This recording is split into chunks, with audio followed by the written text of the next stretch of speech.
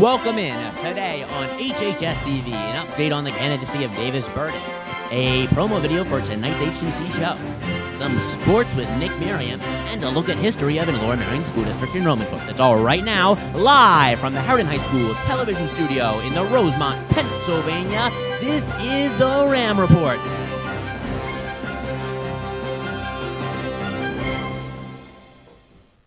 Hello, I'm Ben Feldman. Along with his Soul Cam. For today's Ram Report, our top story is an update on the fire alarm 2 days ago. The false alarm forced students to have to walk outside during a thunderstorm. Students were soon called back inside. We here at HHS-TV observed that a number of students were very reluctant to leave the building because of the storm outside. This raises possible concerns about student safety in the event that there was a real fire inside of the school. During a fire alarm, regardless of the conditions outside or speculation of it being a drill, it is critical that students move swiftly to exit the building. Continuing on now with some happier news, as many of you know, our own Davis Burton is running for mayor of Narberth.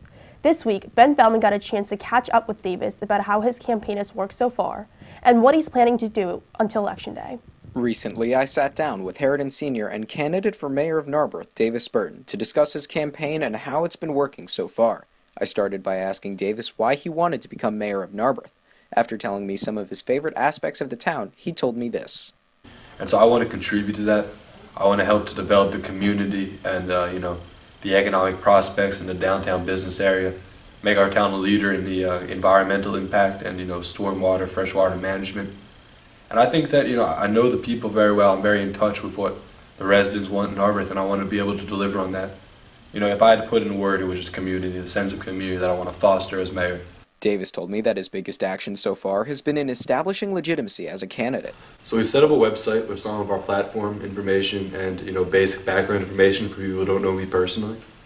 And then we also created a Facebook page, which is going to be more like the live campaign updates, policy decisions, things we're looking forward to in the future, and to coordinate events. So that we can just establish the groundwork for our campaign, our values and principles, and what we're looking to do for the borough in the next 4 years if elected. Moving forward, Davis told me that he was looking to work with Narberth citizens to find policy options that best suit the town. There's certain people that I'm looking to reach out to, business owners in particular, residents who have been involved in the community for a long time, who are very curious about, what the next leadership is going to do for the community. So I'm going to be reaching out to them and kind of seeing what the interests of the citizens are and base my platform accordingly. Because, I have my personal opinions, but really it's a democracy and it's a town of 4,000 people, so I think I have a unique opportunity to reach out and really get an understanding of what people are looking for. Finally, I asked Davis about his plans for college. Right now I'm looking for schools with a political science focus and a film focus for both the fall and spring semester. And some of the schools I'm looking at for spring semesters are in the Philadelphia area, so that when this election gets closer, I'm going to be making the decision, okay, maybe I need to look to study at, for example, Penn has a great general studies program where you're allowed to commute, take classes, and have a job, work for the military, have a family, which is the category I fall into. So I'm hoping to be able to find opportunities to pursue higher education while still taking this very seriously. Davis was confident in his campaign and had this to say to Harriton students. So I'd just like to say thank you so much for the support so far. Everything we've heard about our campaign has been overwhelmingly positive, and I appreciate it so much. I think at first people were wondering, is this something he's serious about? Is this something he wants to continue? And the answer is yes, and with your help we're going to be able to get the word out to a lot more people, so thank you. HTC's spring musical opens tonight. The show is Women on the Verge of a Nervous Breakdown. We have this promotional video for you today. Do your best nervous breakdown face.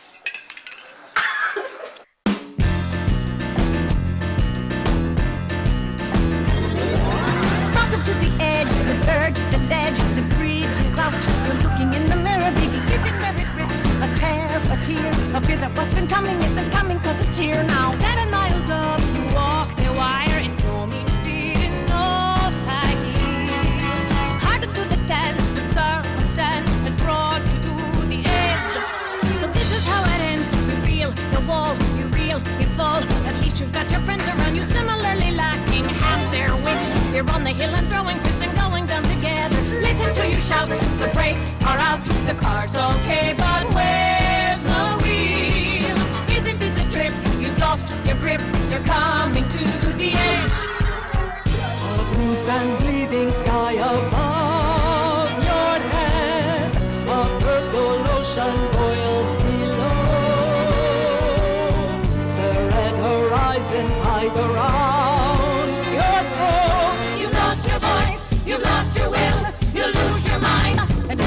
thrilling as you step up to the line, stand to the line, the edge, the urge, and suddenly you're swimming in it, swimming in the surge, and you're stirred and you're sinking. It's murder on a handle when your head is underwater. Once again, the shows are today at 7, tomorrow at 7, Saturday at 2, and Saturday at 7.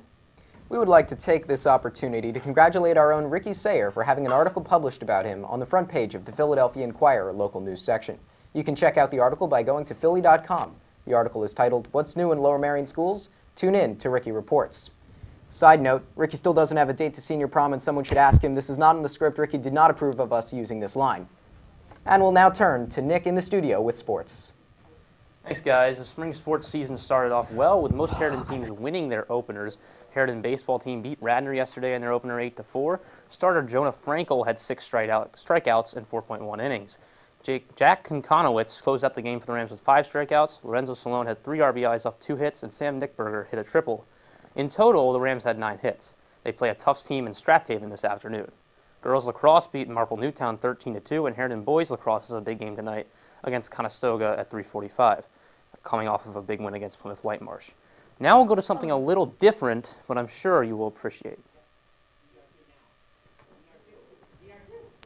A pretty good crowd gets out Wednesday night as last week's PBJSA Senior Division Championship game was about to commence. The number 4 seed Butler Bulldogs took on number 2 seed Northwestern. Butler, of course, being led by legendary 4th-year coach Jonathan Rothberg. Early first quarter action, a fast break is pushed by Jared Seidman. He misses the right-handed layup, but Charlie Nenchev has to put back. Northwestern led 6-5 after 1 quarter. Second quarter, Northwestern pull-up 3 is good. What a shot! Northwestern up 9-5. Rothberg looking a little nervous in the beginning here. Quick scramble for the ball is saved by Brad Fagan, who finds Seidman for a layup that cuts the lead to 2. Henry Rendell, the running one-hander, ties the game at 11. We have a ball game. Northwestern would respond and regain the lead, but the back-and-forth nature of this contest continues as the youngster Logan Rothberg finds Nenchev for 2 to tie it up. Jared Seidman would hit a free throw. Butler shot the free throws very well in this game, and then he would have this sweet pull-up jumper off the dribble. It's nylon for number 10. As the half closes, it was 16-13. Butler would lead it. Rothberg would go over some adjustments, as you will see here, getting ready to possibly win his first championship game. Butler would continue to hit free throws, but Northwestern would hang around closely in the third quarter. With the score 18-13, this little dribble drive would cut the lead to 3, and then Northwestern, down 18-15, would convert this free throw on a 3-point play to knot up the championship game. It's not getting any closer than this one. Henry Rendell, one of the little guys on the court, he would hit a sweet one-step floater here after a drought of scoring for a couple minutes. Butler has a 20-18 lead. Then, after some Butler forced turnovers, Logan Rothberg came up big with a quick 6-point spurt that included these 2 clutch free throws to widen the margin to 10 at one point. It was 28-20, and Henry Rendell hit the shot of the game with a 3 at the buzzer. It's 31-20 after 3 quarters. Unbelievable shot. Butler already celebrating, but they're still 10 minutes away from a title. It wouldn't get much closer, folks. Seidman pushes the ball up the court, misses a layup, gets it right back, and unbelievably drains his 3. Bang! The shots just keep falling out of the sky. Butler rolling right now. Rothberg looks on. It would not get any closer than that. Butler would celebrate. They would win 42-26. It's a Butler championship, Rothberg's first ever PBJSA title. I'd like to take time to read off the names of the team coached by Mr. Rothberg himself. Charlie Nenchev, Henry Rendell, Logan Rothberg, Brad Fagan, Brody Fredericks, whatever, Jared Seidman, Chance Wright, and Jaden Jackson all contributed to a championship for Butler. I'll be having an interview with Rothberg up on the next round report in 2 weeks. Shout out to the crew who placed second in the 4th boat regatta. And here is a look at former Harriton lacrosse player Sabrina Tabasso getting on SportsCenter top 10 plays. Should I move this camera?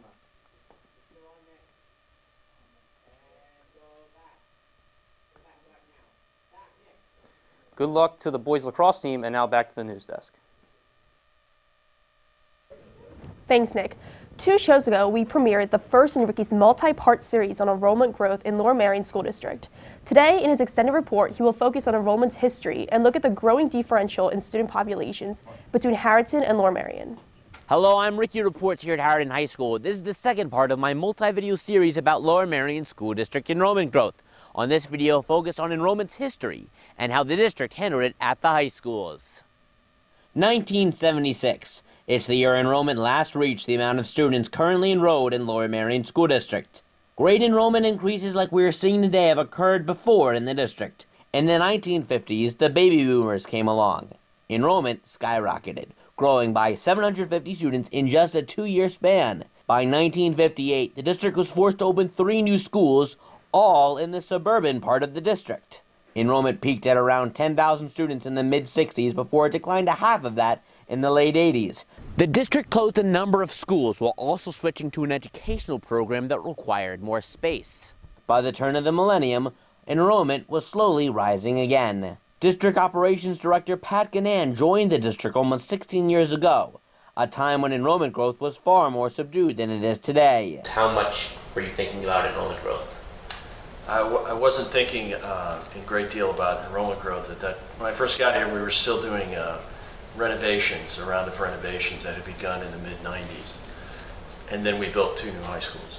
The new Harriton opened in 2009 and the new LM in 2010.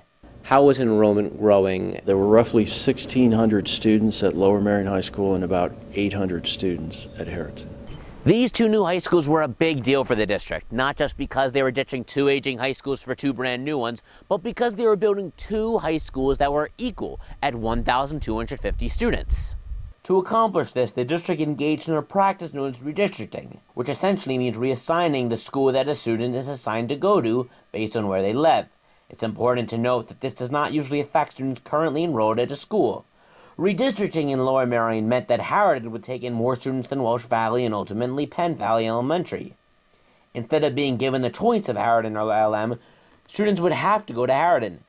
This was at the time quite controversial, as those most heavily affected were in South Ardmore, which has a relatively large African American population. Some opponents of redistricting argued that the district was making the decision on which students to assign to Harriton on the basis of race. They sued, and the case made it one step away from the Supreme Court, which declined to take the case on the grounds that it was not different enough from previous cases to require additional review. A previous appeals court ruling in favor of the district became final. However, the district did concede that one of the reasons that some students were moved from Lower Merion to Harriton was because they were trying to make Harriton less racially isolated, or in other words, more diverse. Returning to why redistricting was necessary, school board members said a big motivation for having 2 equal high schools was that if the schools were equal in size, then it would mean that they would be equal in class offerings and overall educational opportunities. But a monkey wrench was thrown into that ideal scenario. Just as these new high schools were being built, enrollment began to rise dramatically, which we will go over in another report. But what is important here is that this rise was completely unexpected. It meant that the 2 new high schools that had just been built hadn't been built large enough. It did come as a surprise because when the high schools were designed, we did not project that kind of high school enrollment. What the growth meant was that the district would have to come up with a plan to either build onto Harriton or allow more students to go to LM and allow Lower Merion to once again grow larger than Harriton. The district chose the latter. Lower Merion is able to handle more students than Harriton because adjacent to LM is the district administration building, which still had classrooms left over from the old Lower Merion High School. They renovated those classrooms and expanded the Choice Zone. The Choice Zone is an area near Lower Merion that allows students to go to either Harriton or Lower Merion. By expanding the zone, more students went to Lower Merion versus Harriton, alleviating some of the growth at Harriton. This reversed a part of the redistricting decision that had led to the lawsuit. But it doesn't fix Harriton's enrollment problem. This year, the school reached 1,250 students, which is the very amount the school is intended to hold. Over the years, though, the district has found ways to stretch the number of students it can hold. Things have changed, plus there was a lot of flexibility built into the new high schools. The superintendent, Dr. McGinley, his thought was that the way they were built, they could handle easily up to 1,400 students. At Lower Merion High School, we're about 1,440 right now.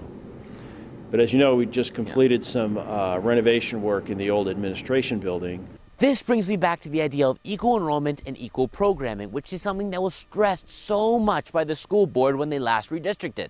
Currently, Lower Merion is projected to have at most 300 more students than Harriton as a result of enrollment growth and the expansion of the choice zone. I went to Superintendent Copeland to find out if they still thought that they can keep programming equal when there will be such a large difference in student count between the schools. Are you and the district committed to keeping programming equal at both high schools, and how can you do that if you're going to have so many more students at one high school? Well, programming and opportunities outside of some experiences are equal, but Lower Merion doesn't have an IB, so there are some differences that have existed, and some kids have a choice and other kids don't have a choice. The thinking right now, and again, the board is really doing deep contemplation on this, but the thinking right now is to maintain the current ratios, which has Lower Merion larger than Harriton, but keeping the programs the same, meaning you can get the same AP courses that you can at both schools. You're going to have similar kinds of experiences. Sometimes electives shift a little bit because of student demand. If for some reason kids want a course in Harriton and they don't want it in Lower Merion, you'll see minor differences like that. My next video will focus on how enrollment has affected the elementary and middle schools. But for now, reporting for HHS TV, I am Ricky Reports. And that'll be all for today's RAM Report. Tune in next week when Nick will host the Student Council Campaign Video Election Special. We'll play the Student Council primary videos, and then you get to vote to narrow down the race. Signing off, this is Sol Kim and Ben Feldman. From all of us here at HHS TV, thanks for watching the RAM Report.